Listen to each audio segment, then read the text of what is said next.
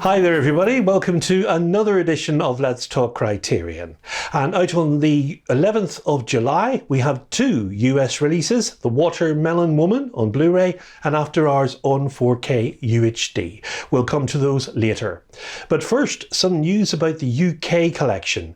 Now many collectors in the UK will have noticed there has been a decline in new title releases here and somewhat scattergun approach to Blu-rays being released, largely already available in the US collection. For instance, examples include Fists in the Pockets, The Kid and Smooth Talk. Now Criterion UK have announced they are switching over to a new distributor. Sony Pictures Home Entertainment was their UK distributor and this has now ceased.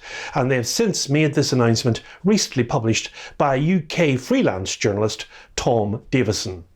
He says, "We are committed to keeping Criterion in the UK and are taking an extended summer break while we change distributors. Stay tuned for new title announcements for the fall and thanks for your support." So hopefully we will see release titles in the UK catalogue again from early autumn, and that's certainly good news for many UK collectors, as we thought the UK operation was actually closing down, which would of course mean that importing US releases would be the only way to go.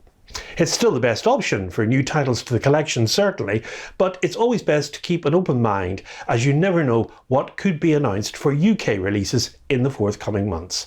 And the price point also seems to be holding here in the UK at £22.99 and not increasing as was first indicated. So that's more good news for UK collectors. Now many thanks to all my subscribers who've watched the special on Pasolini 101.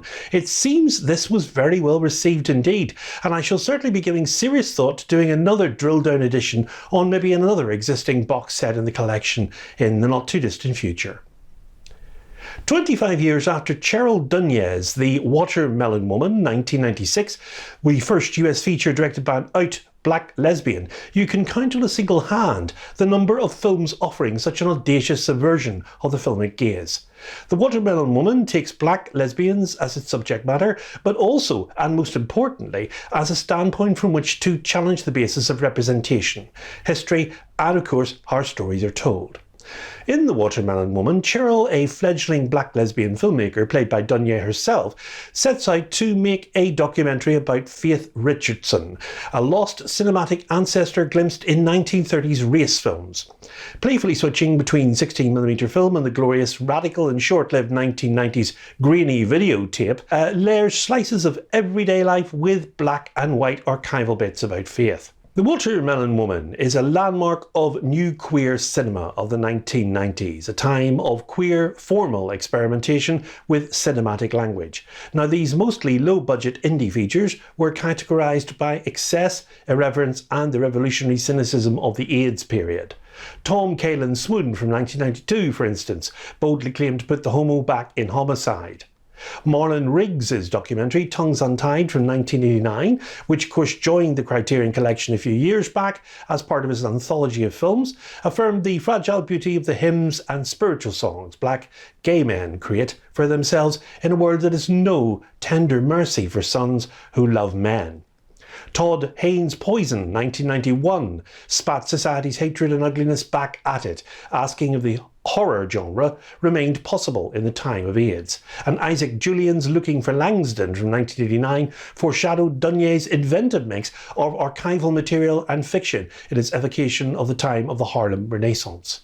Lesbian cinema in particular, with Sadie Benning's Jollies from 1990 and other video works, turned the democratizing videotape technology into a hallmark of subaltern aesthetics, often receiving less recognition than their cis gay male counterparts who were working with film. The Watermelon Woman is a deeply textured film that challenges the boundaries between fiction and non-fiction. As Cheryl makes progress on her documentary about faith, the archival quest often threatens to take centre stage, while her daily life begins to resemble behind-the-scenes footage for the documentary itself. The Watermelon Woman was made on a budget of $300,000 and it was financed by a $31,500 grant from the National Endowment for the Arts, the NEA, a fundraiser, and donations from friends of Dunye. Now, the photographic Faith Richardson archive documenting the fictional actress's life was created by New York City-based photographer Zoe Leonard. Made up of 70 images, the collection later was exhibited in galleries and indeed as a book. Now, some of the photos were auctioned off as a fundraiser to fund the film's production. For the production of the film, Dunier conducted her research at the Lesbian History Archive and the Library of Congress. However, she quickly discovered that neither had the specific resources that she was looking for, and accessing them was beyond her budget for the film, causing her to stage 78 of the archival photographs featured in the film. The production team decided against going to the Library of Congress to obtain materials and license them due to the costs involved. So instead, Dunier and Zoe Leonard created new footage meant to resemble video from the 1930s and had playwright Ira Jeffries take additional photographs in the same style.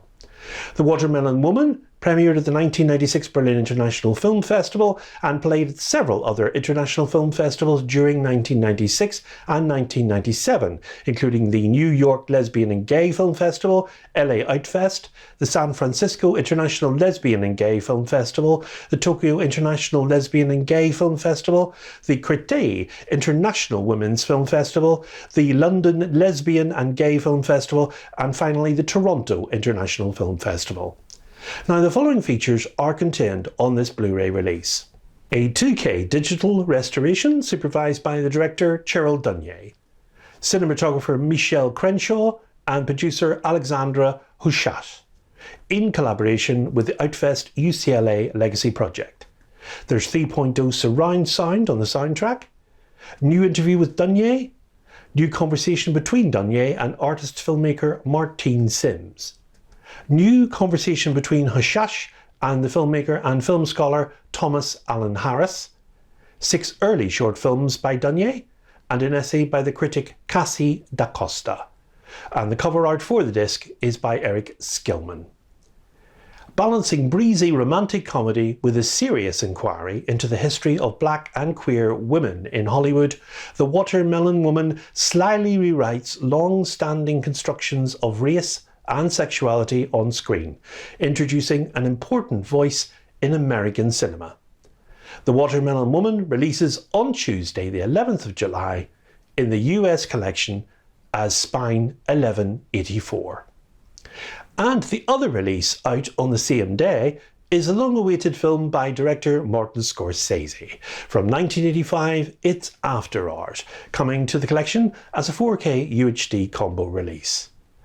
Desperate to escape his mind-numbing routine, uptown Manhattan office worker Paul Hackett, played by Griffin Dunne, ventures downtown for a hookup with mystery woman Rosanna Arquette, and so begins the wildest night of his life, as bizarre occurrences involving underground art punks, a distressed waitress, a crazed Mr. Softy truck driver, and a bagel and cream cheese paperweight pile up with anxiety, inducing relentlessness and thwarting his attempts to get home.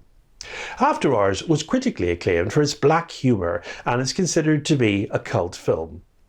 The film won the Independent Spirit Award for the Best Feature, and Scorsese won the Cannes Film Festival Award for Best Director, and the Independent Spirit Award for Best Director of the film also. Critics have called it Kafkaesque, almost as a reflex, but that is a descriptive term and not an explanatory one. Is the film a cautionary tale about life in the city? And to what purpose? New York may offer a variety of strange people awake after midnight, but they seldom find themselves intertwined in a bizarre series of coincidences, all focused on the same individual. You're not paranoid if people really are plotting against you, but strangers do not plot against you to make you paranoid.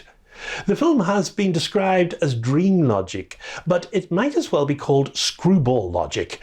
Apart from the nightmarish and bizarre nature of his experiences, what happens to Paul Hackett is like what happens to Buster Keaton. Just one damn thing after another. The project was not personally developed by the director Martin Scorsese, who was involved at the time in struggles over The Last Temptation of Christ.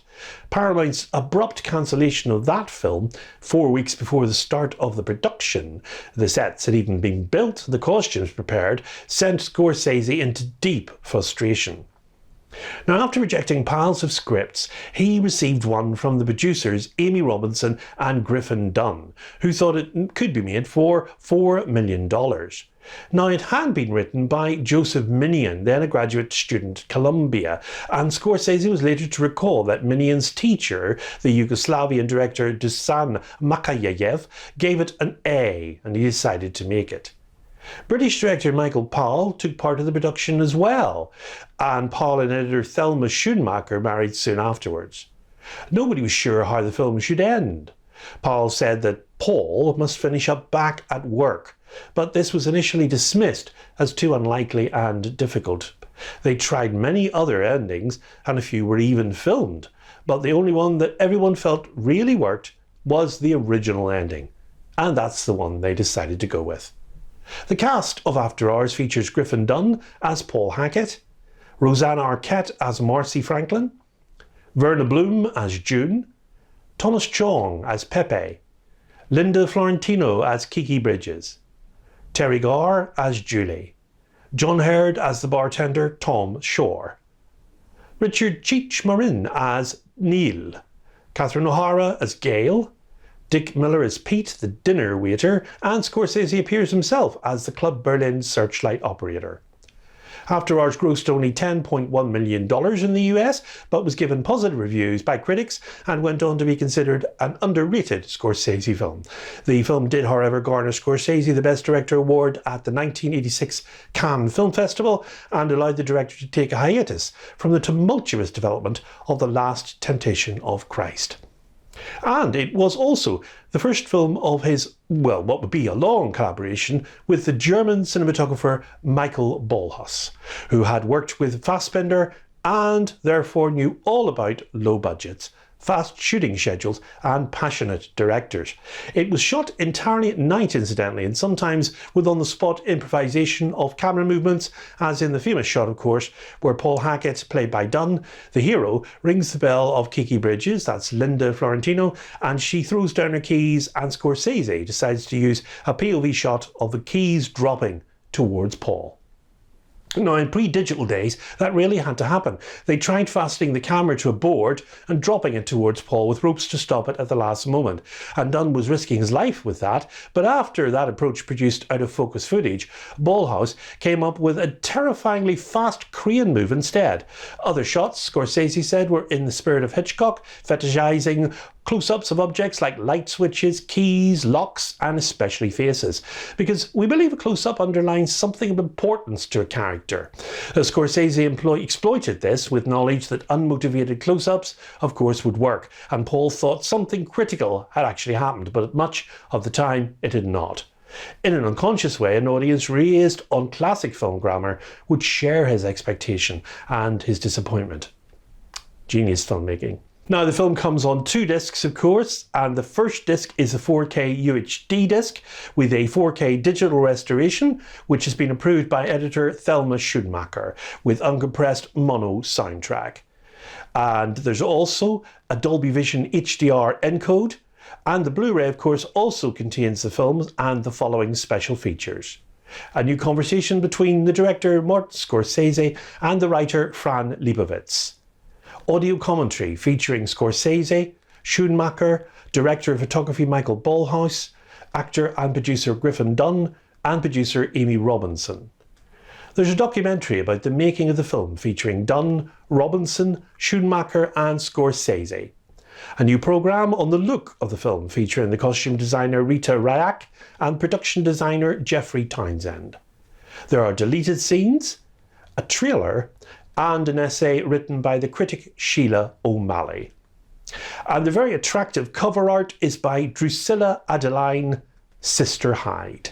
With this Kafkaesque cult classic, Martin Scorsese, abetted by Michael Ballhaus's kinetic cinematography and scene-stealing supporting turns from Linda Florentino, Terry Garr, Catherine O'Hara and John Hurd, tells a darkly comic tale of mistaken identity, turning the desolate night of 1980s Soho into a bohemian wonderland of surreal menace.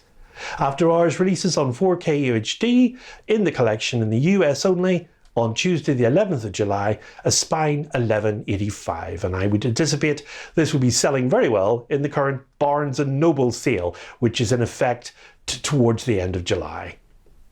Join me on the next Let's Talk Criterion, and we'll be looking at the renowned westerns with Randolph Scott and the 4K UHD release of Jean-Luc Godard's Breathless. Until then, from me, it's goodbye and above all, good viewing.